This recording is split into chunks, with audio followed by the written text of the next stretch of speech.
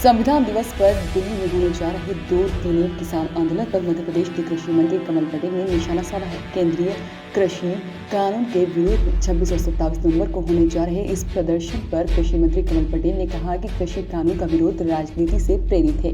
कमल पटेल ने कहा कि कृषि कानून का विरोध वो कर रहे हैं जिनकी दुकानदारियां और धंधे इस कानून से बंद हो गए हैं। जबलपुर पहुंचे कृषि मंत्री ने कहा कि अधिकांश लोगों ने केंद्रीय कृषि कानून पढ़ा ही नहीं है। कमल पटेल ने कहा कि इस एक्ट में न तो मंडियां बंद हो रही हैं और न ही समर्थन मूल्य पर खरीदी बंद हो रही है, बल्कि एक्ट के जरिए किसानों को और सुविधाएं ही मिलनी है। वहीं मध्य प्रदेश में किसान सम्मान निधि का वितरण पूरा न होने और इस योजना में हुई गड़बड़ियों को कृषि मंत्री ने कबूला। कमल पटेल ने कहा कि किसान परिवार को 1 यूनिट मांगकर 10,000 रुपयों की सम्मान निधि का वितरण किया जाना है, लेकिन कई जगह अगर परिवार में 2 सदस्यों को निधि दे दी गई तो एक सदस्य से उसे वापस भी ले जाएगा। इसमें कमल पटेल ने कहा कि बड़े काम में अक्सर गलतियां भी हो जाती है, लेकिन उनका विभाग ऐसी गलतियों को सुधारेगा और सरकार की मंशा के मुताबिक हर किसान परिवार को तय किया गया है और साथ में आर्थिक फायदा दिया जाएगा। जबलपुर में पत्रकारों से मुखातिब हुए कृषि मंत्री कमल पटेल ने पूर्व सीएम कमलनाथ पर भी निशाना साधा। कमल पटेल ने कहा कि कमलनाथ छिंदवाड़ा के कुएं के मेंढक थे जो हर योजना छिंदवाड़ा ले गए थे। कमल पटेल ने कहा कि उन्होंने सभी कांग्रेसियों को अब छिंदवाड़ा से ही जाकर कांग्रेस सरकार की योजनाओं का लाभ लेने की नसीहत दी है।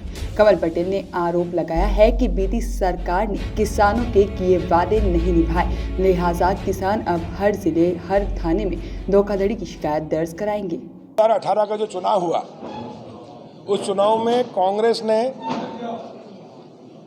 चाहे प्रदेश के अध्यक्ष हो या राष्ट्रीय अध्यक्ष हो, किसानों से ये वादा किया था कि हम 2 लाख तक का कर्जा माफ करेंगे। युवाओं से वादा किया था कि या तो रोजगार देंगे, नहीं तो 4,000 रुपये बेरोजगारी भत्ता देंगे। अंगूठा टेक को भी, ढोर चराने वालों को भी देंगे। तीसरा, महिलाओं को कहा था कि स्वयं सहायता समूह, उन्होंने बैंकों से, सरकारी बैंक और प्राइवेट बैंक से कर्ज ले रखा है, उनका सारा कर्जा माफ करेंगे।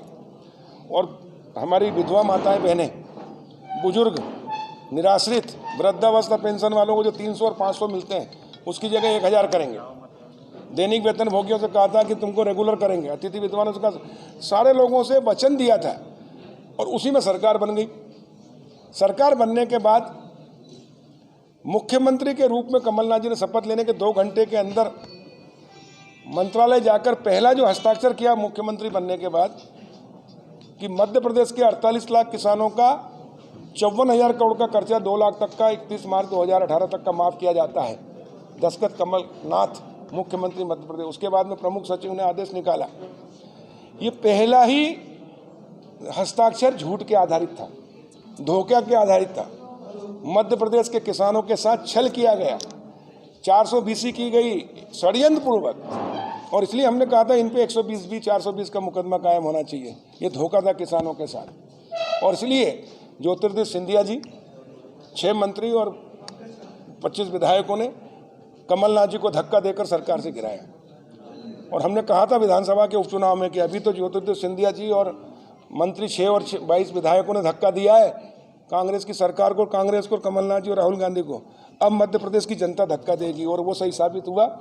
और इसलिए मैं मध्य प्रदेश के जागरूक मतदाताओं के प्रति आभार व्यक्त करता हूं। पोस्टर न्यूज के लिए जबलपुर से रोहित नायक की रिपोर्ट।